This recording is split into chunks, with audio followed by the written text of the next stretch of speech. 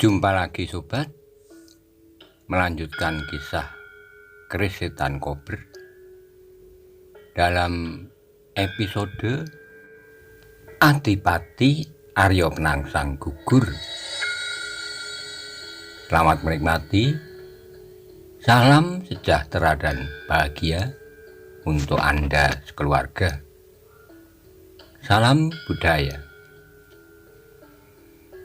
Pada episode sebelumnya dikisahkan bahwa Arya Penangsang menanggapi tantangan yang dikatakan sebagai Sultan Hadiwijaya.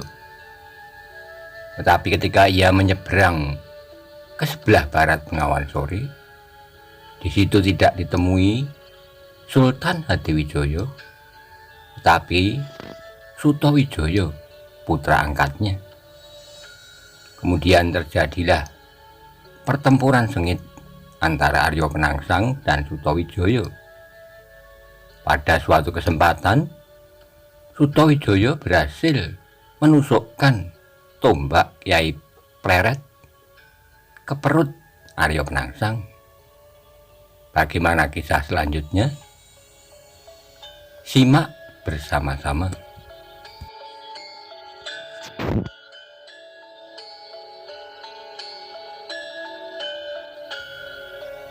Ternyata yang digunakan adalah sebuah tombak pusaka.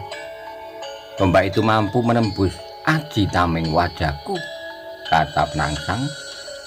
Dan ketika tombak itu ditarik Sutawijaya, sedikit ususnya terlihat menjuntai, menggantung di luar perutnya. Perutnya yang perih karena luka tidak dihiraukannya. Usus yang menjuntai keluar segera disangkutkan di hulu keris pusakanya Kyai Setan Kober. Sutawijaya, tombakmu akan aku ambil dan pusaka itu akan menjadi milikku, teriak kemarahan Arya Penangsang yang tubuhnya telah terluka. Dengan cepat Arya Penangsang memutar kudanya mengejar kuda lawannya, dan Sutawijaya pun terkejut ketika kuda hitam itu hanya membutuhkan waktu sekejap untuk dapat mendekatinya. Kuda itu larinya cepat sekali, kata Sutawijaya dalam hati. Dan dengan cepat tombak pusakanya ditusukkan ke tubuh Arya Penangsang. Arya Penangsang sedikit memiringkan tubuhnya, lalu tangan kirinya dengan cepat menangkap ujung landaian di dekat bilah tombak lawannya. Dan dengan sekuat tenaga, tombak itu pun ditariknya. Sutawijaya terkejut ketika ujung landaian tombaknya terpegang oleh tangan kiri Arya Penangsang. Ia menyadari tombaknya adalah tombak pusaka sifat kandel Kesultanan Pajang yang tidak boleh terlepas dari tangannya. Betapa marahnya Ayahanda Sultan Hadiwijaya kalau tombak Kyai Pleret berhasil direbut oleh Adipati Jipang, kata Sutawijaya dalam hati. Ketika terasa sebuah kekuatan yang besar telah menarik tombaknya, maka Sutawijaya pun telah bertahan sekuat naga. Dua buah tangannya mempertahankan tombak Kyai Pleret yang telah ditarik oleh Arya Penangsang. Meskipun Sutawijaya telah mengeluarkan seluruh tenaganya, tetapi kekuatannya bukan tandingan kekuatan Arya Penangsang yang sedang marah. Arya Penangsang melihat lawannya tidak melepaskan landaian tombaknya, menjadi semakin marah. Maka dengan sebuah sentakan keras, ia menarik tombak yang telah mampu melukainya dan menebus aji tameng waja. Sutawijaya terkejut. Sebuah kekuatan yang besar telah menyentaknya maju. Akibatnya Sutawijaya terpelanting dari kudanya. Ia pun jatuh terguling di tanah. Tetapi tangannya masih tetap memegang landaian tombaknya. Melihat lawannya masih mempertahankan tombaknya, kemarahan Arya Penangsang menjadi semakin berkobar. Ia pun segera melompat turun dari kudanya. Dengan cepat ia melepas landaian tombak yang dipegangnya, lalu memukul kedua tangan lawannya, sehingga tombaknya terlepas dan jatuh ke tanah. Tangan penangsang bergerak cepat menangkap dan memilin tangan lawannya ke belakang, memuntirnya dengan keras sehingga Sutawijaya yang terguling di tanah tidak dapat berkutik lagi. Kau anak Hadiwijaya yang telah berani melukai aku. Disinilah kau akan menemui ajalmu, kata Adipati Jipang.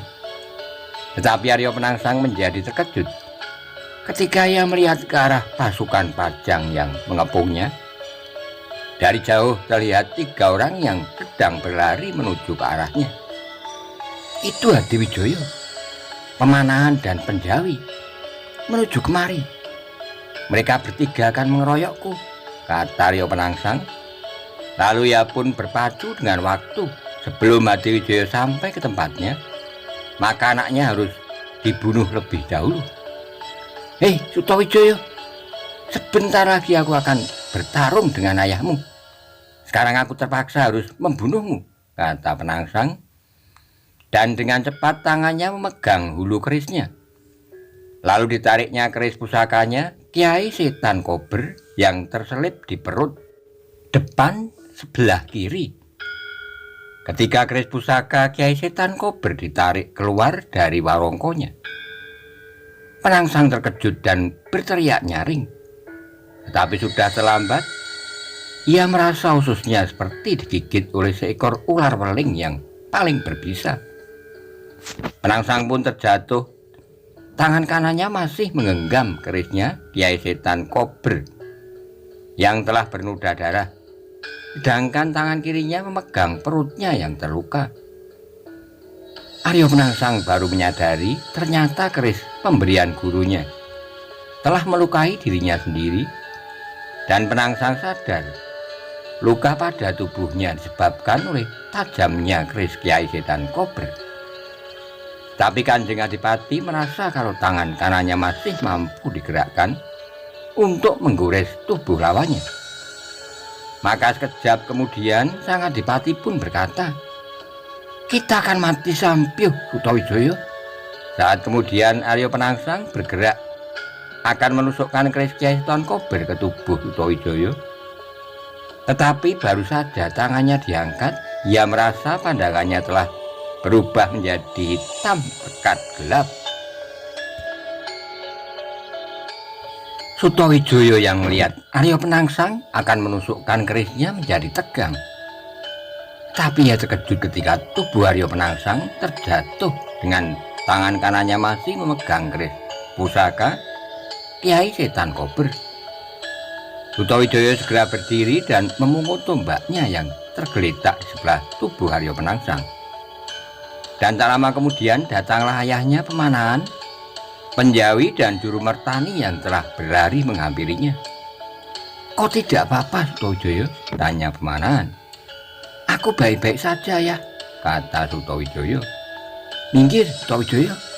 Kau mundur agak jauh dari tubuh Penangsang. Dia masih menggenggam kerisnya," kata Juru Martani.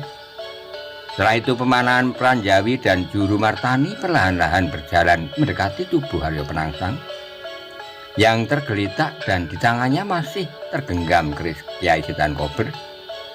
"Hati-hati, tangan Arya Penangsang masih memegang keris Kiai Setan Kober. Jangan terlalu dekat, berbahaya," kata Juru Martani. Pemanahan memandang tubuh Arya Penangsang yang terbujur di tanah, dan tiba-tiba Pemanahan melompat ke depan. Lalu dengan cepat ia memegang pergelangan tangan Penangsang, dan sekejap kemudian hulu keris Kiai Setan Kober telah berpindah ke dalam genggaman tangan Pemanahan.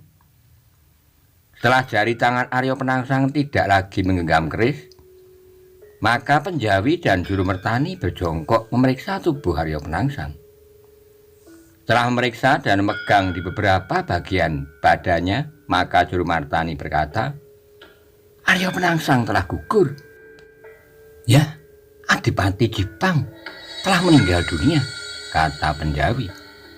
Pemanahan yang di tangannya tergenggam keris Kiai Setan Kober segera berjongkok pula untuk mengambil warongko yang masih terselip di tubuh Penangsang. "Ada noda darah di bila keris Kiai Setan Kober. Kau terluka, Sutawijaya?"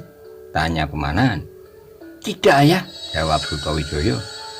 Kalau kau tidak terluka, berarti darah ini adalah noda darahnya sendiri. Kanjeng Adipati Jipang gugur karena terkena kerisnya sendiri. Kiai Setan Kober, kata Pemanahan, telah meriksa luka di perut kiri Arya Penangsang. Kakang Jurumertani dan Adi Penjawi, untuk sementara keris Kiai Setan Kober aku simpan dulu. Nanti terserah Kanjeng Sultan Hadiwijaya, apakah keris ini akan dikembalikan ke Sunan Kudus atau tidak, kata Pemanahan.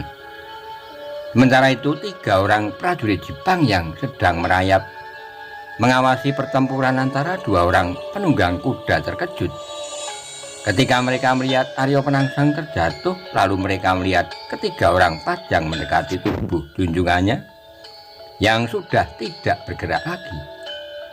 Kanjeng Adipati tak mampu bangun kembali. Kanjeng Adipati telah gugur, kata prajurit yang merayap paling kanan dengan suara parok. Ya, Kanjeng Adipati telah meninggal dunia. Kita harus melaporkan semua kejadian ini pada Ki Patih Metaun, kata prajurit yang merayap di sebelahnya dengan tubuh gemetar. Di mana Ki Metaun? Mungkin Ki Metaun bersama pasukan Jepang sedang bergerak menuju kemari, kata prajurit yang lainnya. Tadi terdengar suara titir. Para prajurit Jepang pasti telah bergerak menyusul Kanjeng Adipati. Kita tidak tahu mereka akan menyeberang di mana. Di sini, di utara atau di selatan, kata prajurit yang pertama. Kita berbagi tugas. Kau berlari ke utara, kau ke selatan, dan aku akan kembali ke dalam Kadipaten lewat jalan semula. Kita laporkan kalau Kanjeng Adipati telah gugur karena kelicikan orang pajang yang menggunakan kuda betina untuk melawan Gagak Rimang, kata salah seorang prajurit. Siapa lawan Kanjeng Adipati tadi? Seorang anak yang belum dewasa bersenjatakan tombak, kata salah seorang temannya. Ya, Ki Patih Metaun pasti sudah tahu namanya, kata prajurit itu. Sekarang mari kita pergi dari sini. Kita berlari menyusuri gawan ini. Cepat, ajak temannya. Ketiga prajurit itu pun berpisah, seorang telah bergerak ke utara dan seorang lagi ke selatan. Mereka berjalan mengendap-endap dan setelah agak jauh, kedua orang prajurit itu pun berlari mencari pasukan Jepang yang telah bergerak keluar dari dalam Kadipaten. Prajurit yang seorang lagi yang akan kembali ke dalam Kadipaten lewat jalan semula segera menyelam di sungai menuju ke arah timur. Dan setelah sampai di tepi timur Bengawan Sore, maka ia pun berlari sekuat tenaga menuju dalam Kadipaten. Pada saat itu di persembunyiannya di atas pohon waru, Ngabei Wilomarto dan Wenang Wulan juga menyaksikan gugurnya Arya Penangsang terkena tusukan tombak Kiai Peret. Wenang Wulan, Arya Penangsang telah gugur. Kita melanjutkan tugas. Sekarang kau berangkat ke Pesanggerahan Donorojo dan aku kembali ke kota Raja Pajang. Atau kita menyaksikan perang yang akan terjadi sebentar lagi, tanya Ngabei Wilomarto sambil tertawa. Kau pasti sudah tahu jawabanku. Aku memilih menyaksikan perang Pajang melawan Jepang. Setelah itu besok pagi aku akan berangkat ke Bukit Donorojo, kata Wenang Wulan.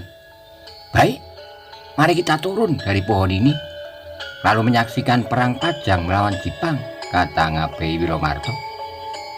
Sementara itu di tanah lapang di tepi barat Bengawan Sore, Pemanahan melambaikan tangannya memanggil para lurah prajurit Pajang, dan tak lama kemudian beberapa orang berlari menuju ke tempatnya. 4 orang lurah prajurit Pajang beserta 4 orang pemimpin Laskar Selo menghadap Pemanahan. Beberapa prajurit Pajang juga mengikutinya dari belakang. Arya Penangsang telah gugur dan sebentar lagi kita akan menghadapi para prajurit Jepang. Sekarang sebaiknya jenazah Arya Penangsang kita sembunyikan dulu di hutan, kata Pemanahan. Ki Lurah Kastowo, kata Pemanahan. Ya Ki, kata Lurah Kastowo. Kilurah bersama 4 orang prajurit Wiromanggala pergi membawa jenazah Arya Penangsang. Jaga dan sembunyikan dulu di hutan. Nanti setelah perang selesai baru kita rawat dengan semestinya, perintah Pemanahan. Lurah Kastawa kemudian memerintahkan seorang prajurit Wiromanggala untuk memanggul jenazah Arya Penangsang ke barisan belakang. Lalu bersama 4 orang prajurit lainnya mereka menyembunyikan dan menjaganya di hutan. Beberapa saat kemudian setelah jenazah Arya Penangsang disembunyikan, lamat-lamat dari arah utara terdengar gaung panah sendaren, dan sesaat kemudian disusul dengan suara panah sendaren yang lebih jelas. Itu 2 orang prajurit kita yang membawa panah sendaren. Ternyata pasukan Jipang berada di arah utara, kata Pemanahan. Lalu ia pun berkata, "Ki Lurah Sakri." "Ya Ki," kata Lurah Sakri. "Prajurit Jipang pasti akan mencari Sutawijaya yang telah membunuh Arya Penangsang." Ki Lurah bersama seorang prajurit lagi membawa Sutawijaya bersembunyi. "Kalian bertiga naik kuda ke hutan yang agak jauh. Hindari apabila kalian bertemu dengan prajurit Jipang," kata Pemanahan. "Sutawijaya, kau bersembunyi dulu di hutan bersama Ki Lurah Sakri dan seorang prajurit Wirotamtomo," kata Pemanahan. "Baik ayah," kata Sutawijaya. "Cepat kalian berangkat. Pasukan Jipang sudah hampir tiba. 3 ekor kuda. Kita berada di barisan belakang," kata Pemanahan. Saat kemudian Sutawijaya bersama Lurah Sakri dan seorang prajurit Wirotamtomo segera berlari menuju barisan belakang, dan saat kemudian 3 ekor kuda telah berpacu meninggalkan barisan prajurit Pajang menuju ke arah barat. "Kakang Jurmertani, Adi Panjawi, mari kita kembali ke dalam barisan, cepat," kata Pemanahan. Dan ketiganya pun berlari menuju ke dalam barisan diikuti oleh Lurah Prayogo serta Lurah Prayudo. Dan di belakangnya berlari 4 pimpinan Laskar Sela. "Bendera Gula Klopo dan bendera kesatuan supaya dikibarkan sekarang," kata Pemanahan. Dan saat kemudian beberapa bendera telah berkibar megah. "Kakang Juru, di mana kuda hitam Gagak Rimang milik Arya Penangsang?" tanya Pemanahan. "Sejak tadi perhatian kita terpancang pada jenazah Arya Penangsang sehingga kita melupakan Gagak Rimang. Tapi tidak apa-apa, besok kuda itu akan kita cari," kata Jurmertani. Sementara itu ketika gabungan prajurit Pajang beserta Laskar Sela mengadakan persiapan untuk benturan pertama, pada saat itu di sebelah utara pasukan Jipang telah menyeberangi sungai di sebelah pohon ranu kembar. Setelah tiba di seberang, semua prajurit telah berkumpul di tepi barat Bengawan Sore, dan mereka juga mendengar gaung suara panah sendaren yang terdengar dari arah selatan. "Panah sendaren dari prajurit Pajang. Mereka telah melihat kita," kata seorang prajurit Jipang yang berada di induk pasukan. "Biar saja, ada suara panah sendaren ataupun tidak ada. Akhirnya sama saja. Nanti kita akan tetap bertempur," kata prajurit di sebelahnya.